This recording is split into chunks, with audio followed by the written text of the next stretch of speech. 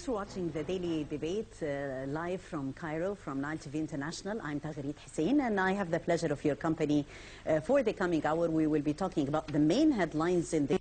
So one of the important headlines is the President attending the African-Indian Cooperation Summit, a very important summit that actually binds together Africa with many other nations. India-Africa Forum Summit is a summit where the focus is on fighting poverty and improving healthcare, also developing education. And developing education is one of the important files actually that Egypt is quite interested. It's quite a challenge here, but we as media, as youth, as education professionals, all hand in hand to make quality education a very important priority for the country. So this comes within the target goals according with the African Union agenda, which is for the year 2063, and the 2030 agenda for the sustainable development that was announced in New York in September. India is one of the most important examples of cooperation between countries working for the well-being of developing one. And we can always remember how India had contributed to the transition in economic and technical fields of cooperation of Africa since the year 2008. So a very important and an interesting file talking about the 21st century leadership, new administrations paving the way for prosperity and leading global economies. 6 of the 12 World Bank choices are African. Well, many interesting headlines in the news for tonight. A very distinctive panel with me, Professor Dr. Mona Zaki, a global strategic consultant. Thank you very much, Professor Mona, for coming. Thank you. And I have also with me Professor Dr. عماد مهنا, Professor of Political Economy. Thank you so much, Thanks Dr. for having Mehna. me. Thank you.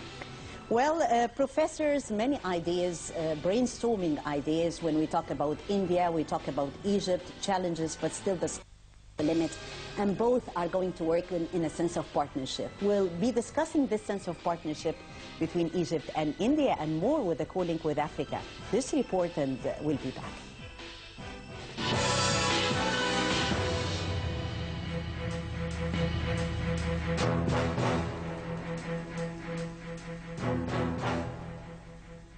President Abdel Fattah el-Sisi arrived in New Delhi to attend the 3rd India-Africa Forum Summit, where presidents and representatives of 40 African countries discussed means of developing economic cooperation and mutual investments between India and the African continent. Egypt's participation comes amid its efforts to strengthen its economic ties with various developing powers, especially economically developing countries such as India. El-Sisi's visit to India marks his first visit to the country since he was sworn into office in June 2014. Presidential spokesman Ambassador Ala Youssef said that the summit discussed ways to develop the economic cooperation between India and Africa and enhancing the investment exchange as India became one of the best commercial partners to Africa. The Egyptian president met his Indian counterpart, President Pranab Mukherjee, as Indian Prime Minister Narendra Modi, as a number of Indian businessmen and senior officials. The Egyptian leader discussed possibilities of Indian investments in Egypt, especially the new development projects in areas around the Suez Canal, such as the planned industrial and logistics hub. Indian-African relations have been steadily evolving in recent years, making India one of the major trading partners of Africa. Trade between India and Egypt during the last financial year has been recorded at $4.76 billion American dollars. Most importantly, India is the 6th largest trading partner of Egypt and the 2nd largest export destination. India's imports from Egypt were worth $1.74 billion American dollars during 2014 to 2015, and the export basket of Egyptian products to India has seen diversification. Indian exports to Egypt during 2014 to 2015 recorded at $3.02 billion American dollars. Out of the 50 Indian companies operating in Egypt with a combined investment of almost $3 billion, approximately half are joint ventures and wholly owned by Indian subsidiaries. After Mr. Sisi's visit to India, he will visit Bahrain to meet King Hamad bin Isa Al Khalifa to discuss strong relations. The India-Africa Summit, the biggest diplomatic event to be hosted by India in the last 3 decades, will begin on Monday, and the 4-day event will see participation by all 54 African nations. The forum is seen as India's effort to consolidate the historical ties of the African continent, endowed with large reservoirs of minerals and hydrocarbons. Last week, the Indian government approved the signing of a support agreement with Egypt, which increases cooperation between both countries in maritime activities.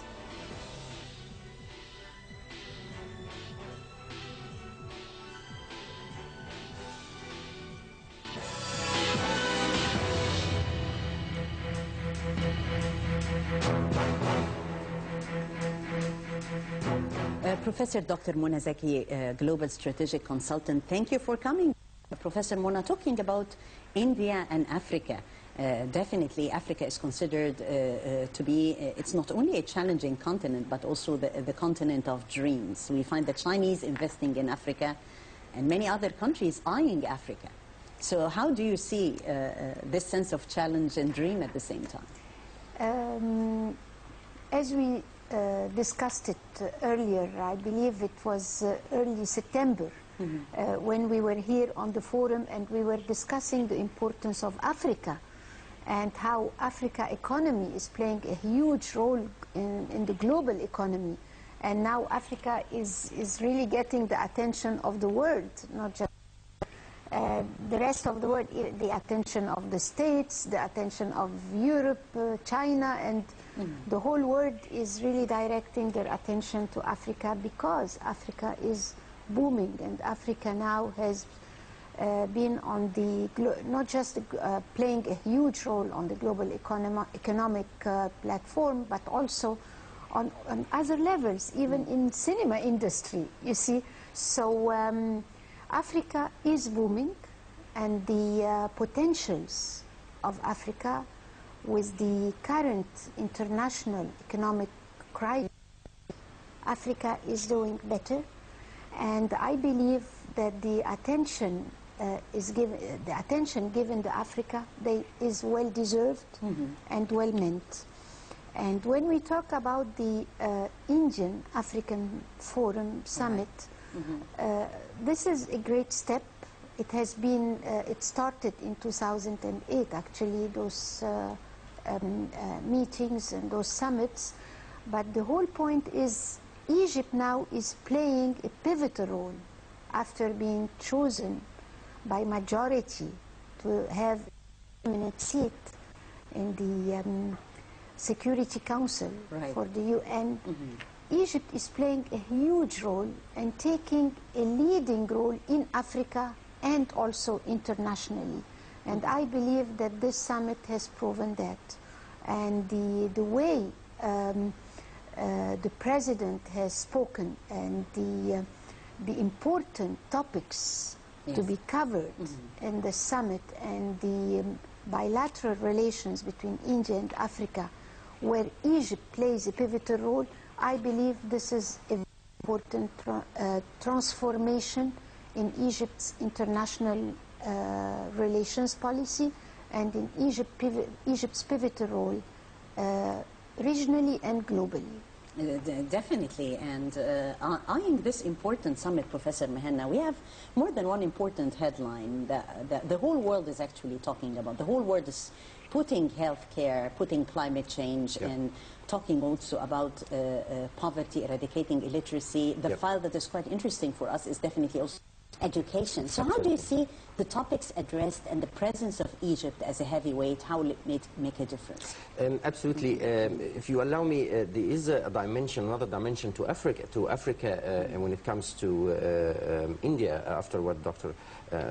Mona said, is I consider Africa the extension of Indian liberty and freedom, because it hosted Gandhi quite a long time ago, and you see a lot of Indian refugees that were hosted by the African countries. We see that in Zambia, in in Zimbabwe, South Africa, on top of it, about 2.5 million.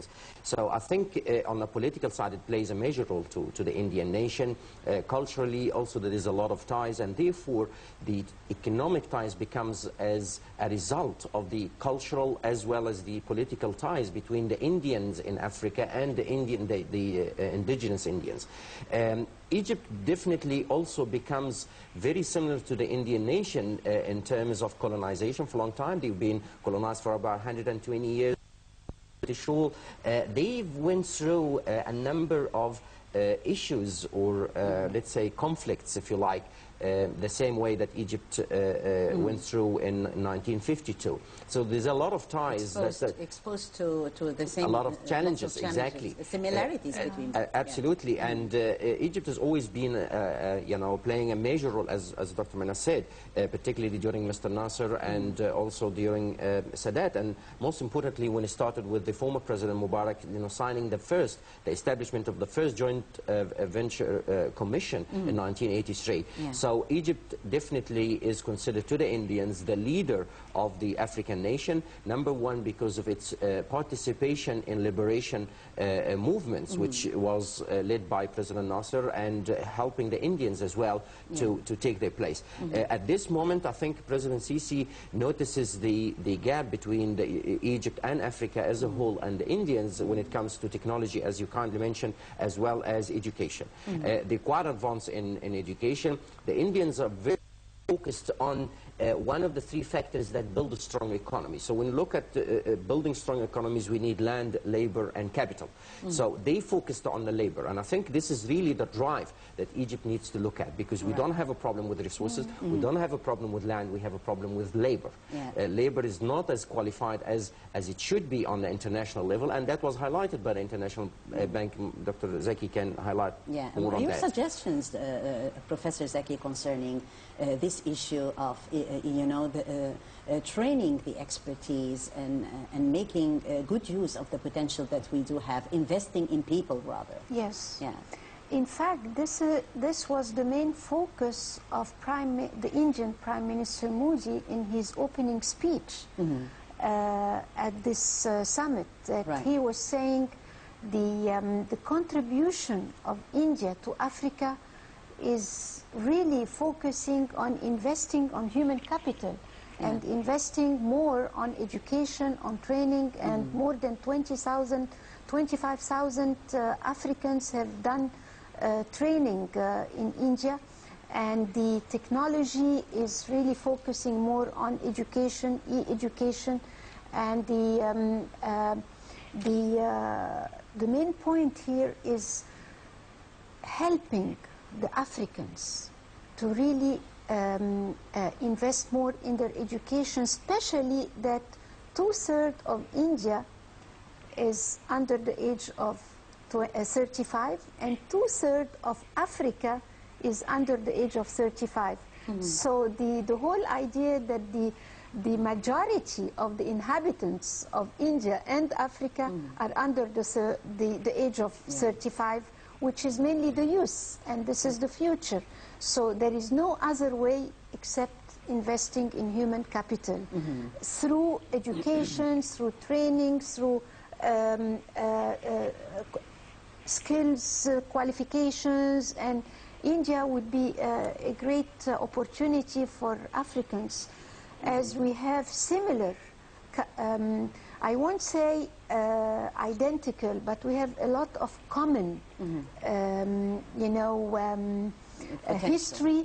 We have common feelings. We went through the same, almost a lot of similar, circumstances, political circumstances. But here, and economic, cultural, here brings me to a point where we really look at India as a role model in tolerance, in accepting the other.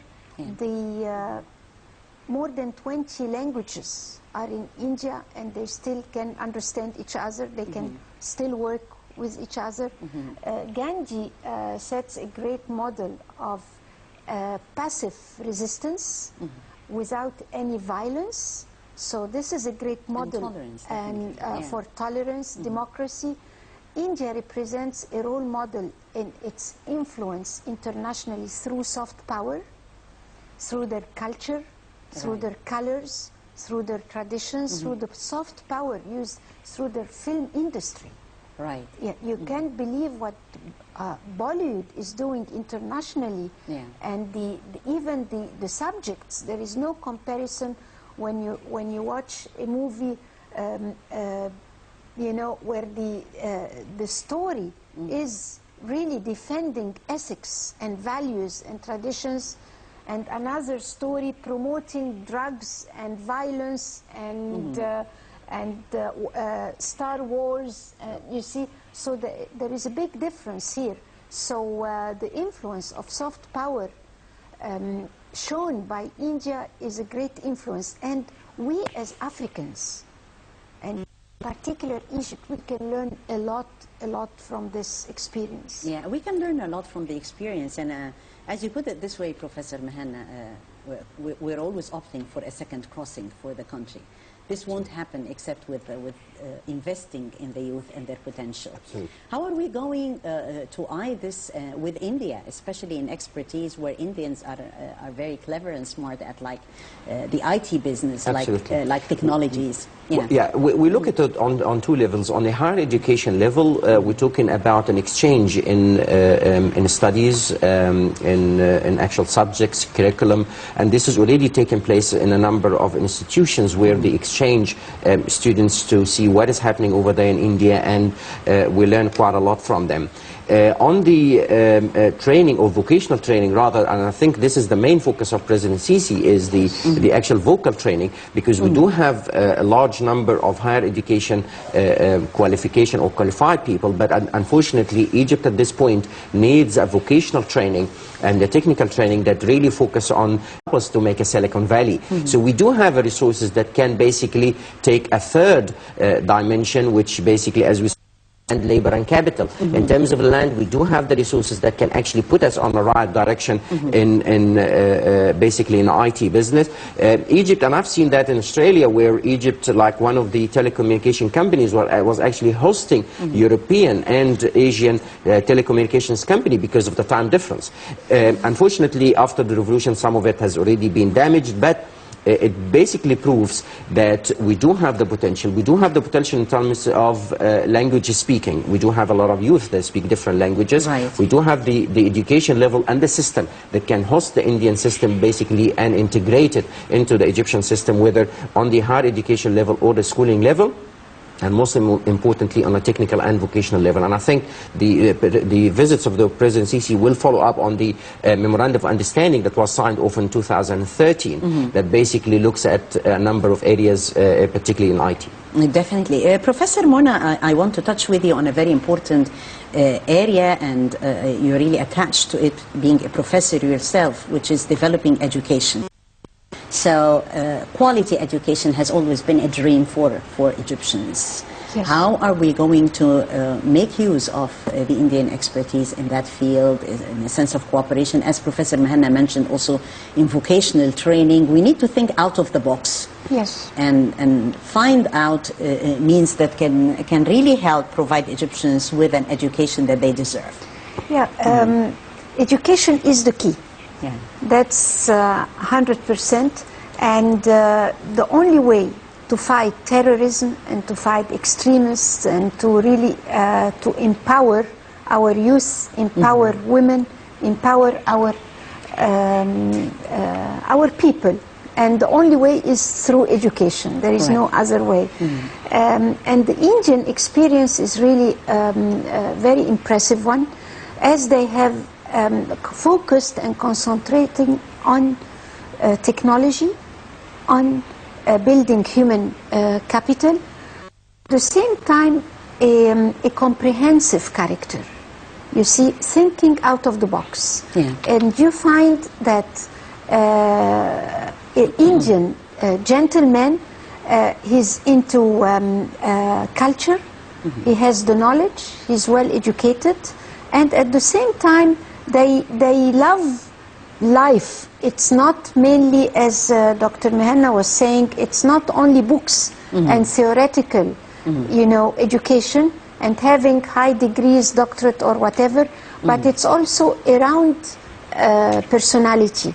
And this is, we have to include culture under education, because education is not just books and theories, but education is practice, is culture, is knowledge. Right. And also, and also what is excellent about Indian education is the rise of entrepreneurs. Right. Entrepreneurship education. This is very important, because, and the social responsibility entrepreneurs. Yeah. You see, you find entrepreneurs getting the best businessmen and the most successful businessmen I found now all over the world are of Indian origin. You see? So why this Indian origin is so successful? You see? So, and they have this sense of social responsibility, and they do give back to their country. They do build, and they do really feel responsible towards their country, and they go back and build a lot of philanthropical work, and they do really work hard on that. So, entrepreneurship, blue economy. Yeah. Blue, you know, this is a new trend all over now. Blue economy. How can you preserve and sustain the treasures of your country, of your the blue? How can you keep your sky blue? How can you keep your sea blue? Doing, you know, business while approaching, and how can you reshape the economic model of profit? You know, instead of one way, make it three stages profit. This is blue economy. It's not anymore green economy, but this is blue climate change problems. You see, so India has done a great, you know, major steps in climate change, in blue economy, in entrepreneurship, and this is all about education. You see, of course, technology, IT. Software, they are unbelievable in software and innovations and inventions. So I believe India has a great responsibility towards not just Africa but humanity. But I'm very optimistic, because India is special, has one special trait here. It's emotional. I visited India, and I felt at home in the streets of Mumbai. You know, you walk and you feel at home. You walk and you feel, oh yes, there is poverty, but there is also acceptance. There is also tolerance. There is also, you know, respect. There is mutual respect among people. Right. Two important and quite interesting terms from what Professor Mona said, Dr. Mehena. The term blue economy, and we need to lay much more emphasis on that. Where are we from this challenge of blue economy as Egypt, and the key to India's success? And the professor mentioned entrepreneurship, and also mentioned a very important to access, which is the social responsibility. Absolutely. Yes, we need the society to feel quite responsible and share in providing quality education. Absolutely. When it comes to the actual economy, I would just start, if you allow me, from the 50s, because Egypt really has a great deal in actually developing economies, and we've seen that the Japanese came in 1945 to learn from the Egyptians how to operate trains. So I think we were very advanced in that particular area. We've seen President Nasser manage to establish an industrialized castle that was actually valued by the International Bank, and the World Bank, at $1.4 trillion at that point, the excess of $250 million at that time, equal to about $7 billion this time. So we do have, we had, let's say, a great industrialized nation at that time, and that focused basically on education, because President Nasser at that point had a time where he put rules and regulations that 30% of revenue must be given back to education. That was quite clear, and that basically went hand in hand with the agricultural reform. So he focused quite a lot on education. After that, started to basically deteriorate the education system in Egypt. When it comes to entrepreneurship, unfortunately, entrepreneurship in Egypt, it's quite large. It amounts to for about 67% of total labor force. That 27 million, basically, about 20 million of them are actually operating in small and medium enterprises. Right. Yet, in terms of contribution to economy, only about 6%. So they're quite large in number. And contribution on the ground level, there's nothing. And yet, when it comes to... What are we doing? Because we've got a large number of companies. They actually amount for about 99% of all registered private sector. They're all small. Yet, the problem is the support is a problem. So we do have a problem. What we're going wrong, to answer your kind question, is, number one, we've got a problem with finances. We do have a shortage in finance. Even the programs that were announced by the government in the past, not just 5 years, but in the past 30 years, a lot of them were actually not implemented on a ground level. We do have a problem with training. If you remember, we had a number of technical training institutes that were circulated in different provinces, and we were allowing people how to plaster and how to pave and stuff. These are all finished. So at this point in time, what happened, people started to shift towards the government employment. And this is what really led to the crisis that we're having now, reaching 6.5 million. This is what we really need to forget about now. About the government, to start focusing out. So what we need to do, number one, and let's look at the third factor, which is the legislation. Unfortunately, the first legislation that came out that supports small business in Egypt and entrepreneurship was 2005. And from that point was put with the social solidarity. The upcoming parliament actually has a lot of work to do. Absolutely, absolutely. The former President Mubarak put the first legislation on small business in 2005 and was giving to the Ministry of Social Solidarity, which is not their area.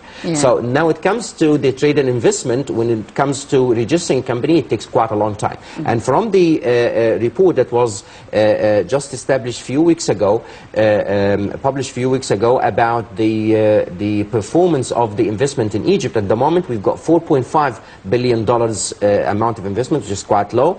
The difficulty here is it takes us about 70 days to register a company compared to 6 days in Dubai to compare to 24 hours in New Zealand. So what we need to do now, number one, is look at legislation that can support small and medium enterprises, look at rules and regulations that support finances, take people back to education, and particularly technical education, as Dr. Zaki said, looking at entrepreneurship in general. In terms of the blue economy, here looking at the comprehensive approach when you develop country. Because unfortunately, when we developed Egypt, like in the West Coast, we impacted on environment. So we wanted to develop a tourism sector, yet we damage environment. So what we're talking about in a green or a blue economy is to have a comprehensive approach that looks at three main areas: social, economic, cultural. Right. So that's social, really economic, and cultural, definitely. And we do have challenges that the Africa-India Summit actually working on those three pillars and addressing them as well. And the President in his speech said that given the many obstacles against development in Africa, but still we have to cooperate, and he mentioned more than one important area. He referred to the issue of unity among the African continent, which is, and talked about conflict resolution and reinforcing African solutions for Africa. This is very important, and we can underline here what the President said: African solutions for African problems. So solving of the problems should come from within, should come from Africa. We'll be talking about further challenges before Africa. This report, and we'll be back. I still have with me a very distinctive panel for tonight, Professor Dr. Mona Zaki and Professor Dr. Ahmed Mehna, continuing with us on the show, on the Daily Debate. Stay with us.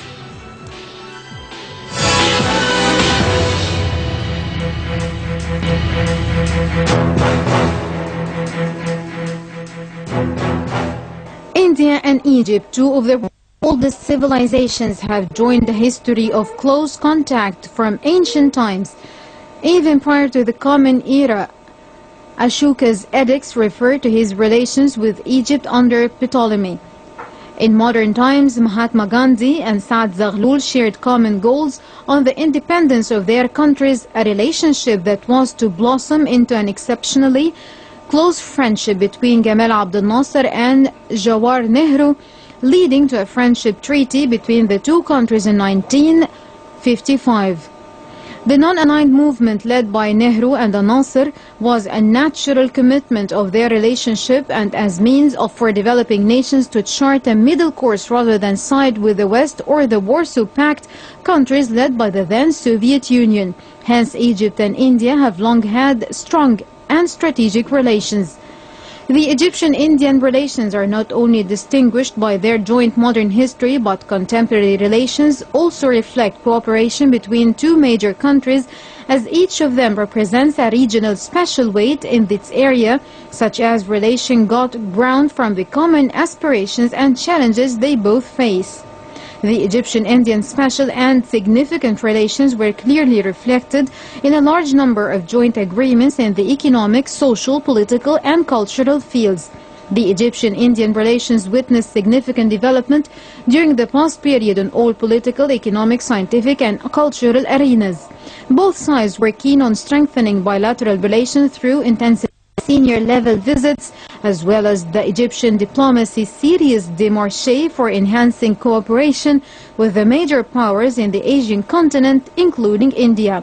Egypt and India are important countries in the non-aligned movement, which submitted a proposal on reforming the structure of the United Nations with the Security Council in particular, so as to be more expressive and representatives of the international true state of affairs and provide further international democratization to the UN resolutions. Egypt and India are of specific regional weight in Asia and Africa that qualified both of them to join the permanent membership of the Security Council. India is trying to gain support for its bid to reform the United Nations Security Council as part of ongoing efforts to increase the number of permanent members.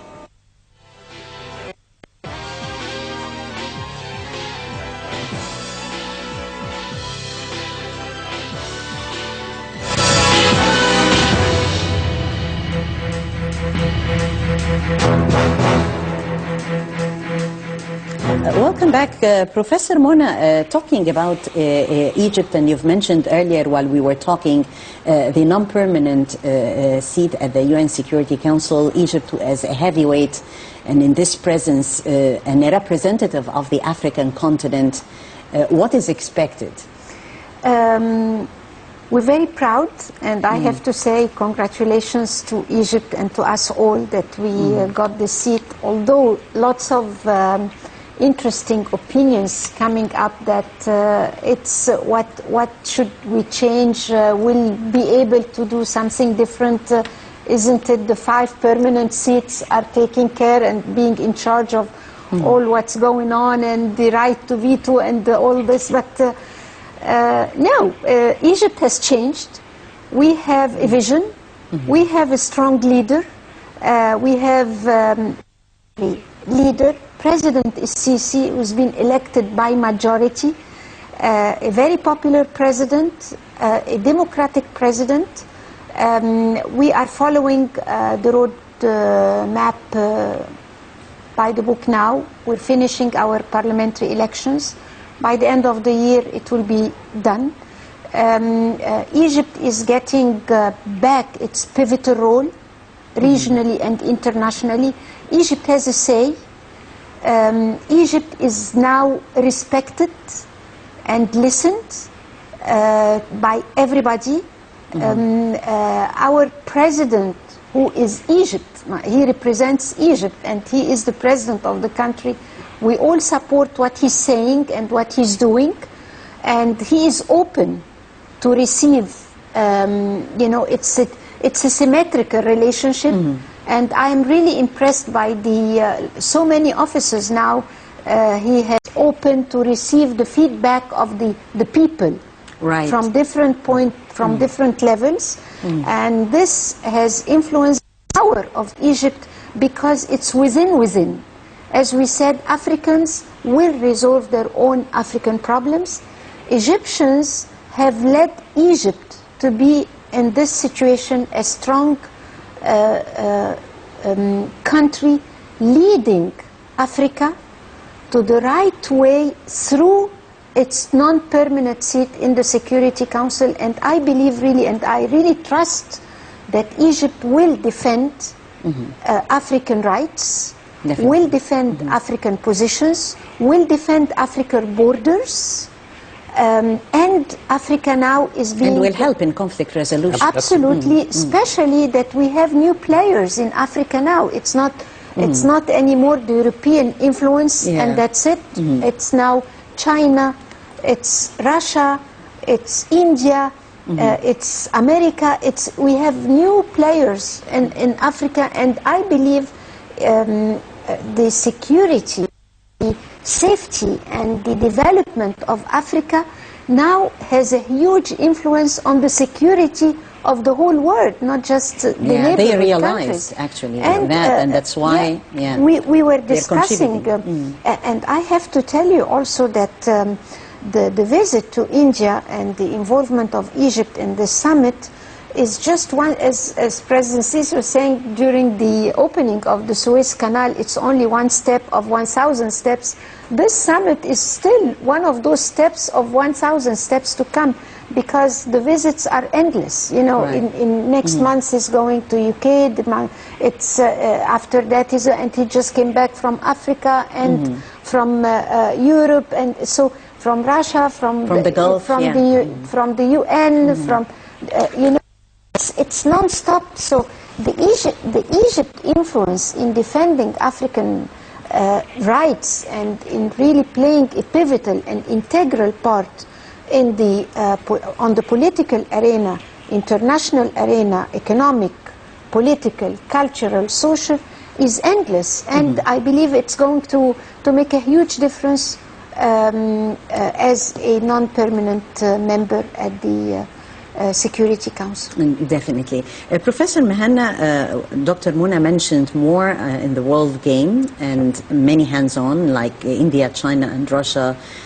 How will this contribute in changing and making a new world order, or imposing a new world order, if we can say? I think the world is changing. If we look at the order that was made by Egypt for a 2 aircraft carrier, it basically proves that we are moving in that direction, and as Dr. Zaki said, that President Sisi has the vision to move along the way. I think the United States is falling culturally, and what we like about the East, they're quite similar in cultural context and surroundings, and we like that kind of people because they're not getting they don't get involved in other people's politics. So we will see now the main players that were in Africa, like Portugal, France, England. We've seen now, I think China is investing more than $11 billion so far, particularly in West Africa for the oil mining. India is got an army of Indians in different countries, so they kind of spreading the Eastern culture. So Egypt is moving into that direction. And we've seen a lot of indicators that can basically prove that. Number one is the talks about the BRICS, you know, Russia, China, that's an approach. The second approach is Asia-Africa summit, the Indian-African, talking about the new non-permanent seat in the Security Council, and it's actually supported by China. We cannot forget that. Right. So we will see definitely, as Dr. Mani said, I do believe that Egypt will basically will be the main player in Africa to become the leader as it was in the 50s and 60s, and we've seen now the changes in the New World Order will basically here, particularly in Africa and the Middle East. Definitely. Professor Mona, while we're talking, you touched on a very important message, you know. We're always in need of the soft power to reach the other. And talking about Bollywood, we can never forget here Amitabh Bachchan and the different films, you know, the Indian films here in Egypt are quite very appealing. Even the Indian Cultural Center, you know, whenever there are performances, you find Egyptians quite interested to attend. So how can we further make use of this this power, this soft power, in a sense of partnership between both countries? That would be ideal. I would really take this opportunity and call for it, because what can soft power do? You know, mere politics cannot. Oh, a lot. A lot, at least understanding, mutual understanding and tolerance among nations and people.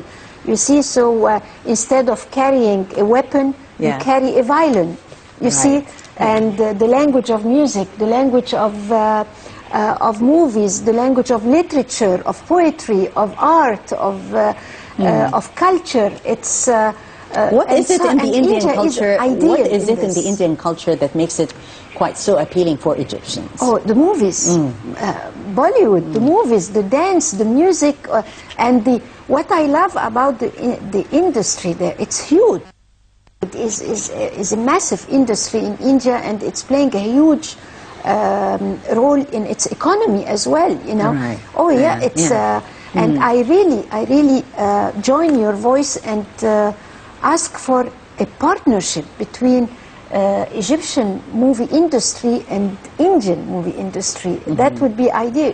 Egypt used to be already on a plan, if you allow me. It's already on a plan on the president's desk, and the plan, the place for it will be in a central Sinai, north of St. Catherine. That would be quite a central even area. The location itself is strategic. So it will be north of St. Catherine, and the plan basically is to become, and the name for it is Cenawood, but Cenawood. Yeah, but it's still open to discussion. We have on the debate good news for tonight. Definitely on the plan to have, because to make Sinai particularly a strategic area from different angles. It's got 5 different shields. The diplomatic shield in terms of moving the capital in that direction. The president spoke about that. The human shield, the economic shield, and basically the trade shield, you know, in terms of trade routes. But definitely on the arts and, you know, exchange cultures, I think that's already an area that will be looked at, definitely, inshallah. India eyeing this sense of a partnership with Egypt a bridge between the two continents, Africa and Asia. What are we expecting in the coming phase? What unconventional fields that we need to go and to venture more with India? Besides culture? Besides culture, besides technology, well, we have more than one entrepreneurship. I would love to have more Indian entrepreneurs coming and investing in Egypt, and really investing not just money but also themselves, their time, their effort, their love for Egypt. Indians love Egypt. Their experience. You know, their experience, themselves. You know, I would love to see Indian entrepreneurs starting business in Egypt with Egyptian entrepreneurs. You see, that's a good partnership, because this will really unite the people together more and more, because when you unite over an interest, you unite over other things as well, and things come and success comes. So what we'd love to see is this kind of partnership, which reflects also on the culture itself, because as Dr. Mehana was saying, we have similar cultures. You see, I went to India, I felt very much at home. I felt I'm walking in Egypt. I felt I'm walking in the streets of downtown or whatever. But we love the Indians. We feel at home with the Indians. And the same when Indians, even the current Indian ambassador and his wife, Ambassador of India here, is doing a great job. He just arrived a few months ago. Has been and we had, on the go. You remember before that lovely festival, India on the banks of the Nile, that was also quite successful. Yes. And it has a very This is an annual festival. They do it. And even in the early 90s, when I was in charge of the international cultural programs at the American University, you remember we had this Indian cultural festival. Right. And the funny part was this festival included a film festival, costumes, fashion festival, and food festival, and debates on Indian-Egyptian economy. And the film industry. And the funniest part, at the opening of the film festival, the movie was in a language that the ambassador at that time was Ambassador Sibal. He didn't even understand the language of the used of the movie, and the subtitles were in Arabic. So the guests, the foreign guests, and the guests could not understand, and we had to translate from Arabic subtitle to English. so everybody can really understand which the is movie. an advantage in a Bollywood movies, that you actually don't need a translation or subtitling, because it's quite clear a story. And you know, we feel the beat with them, even with the rhythm itself. Because it's very emotional and cultural, and Egyptians miss that. And I think, as we were probably talking in a break, that the Indians have really succeeded in protecting their culture, which we suffered quite a lot from them. And I think they also survived the cultural erosion that the British colony was really taking around, destroying a lot of cultures. So definitely, we, as Dr. Mona said, we can learn a lot from them in exchange of information, even in education, in intelligence, in marketing, in production. I think they also have a great experience in reviving the old economy in elections. I remember they really offered culture. Absolutely, and they offered Egypt to have an online election voting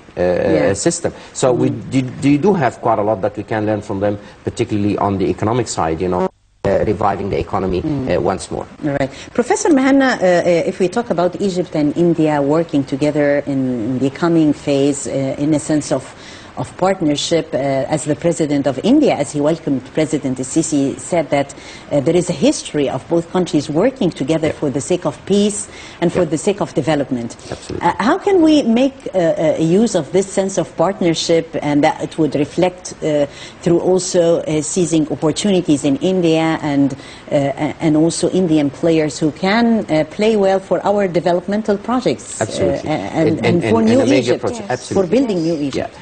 If we actually find that since the visit of President Mubarak, the former president, in 1982, from that the Joint Commission was established, and after that, 83 up to the 90s and 95, we actually had agreements on organized crimes, fighting terrorism, basically the joint agreement on development and new projects. So I think they do have all the interest to come to Egypt and help us and operate in different areas.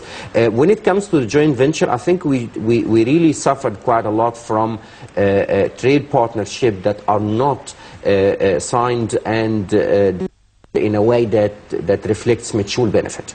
In other words, if you look at India, we export 1.7 worth of $1.7 billion.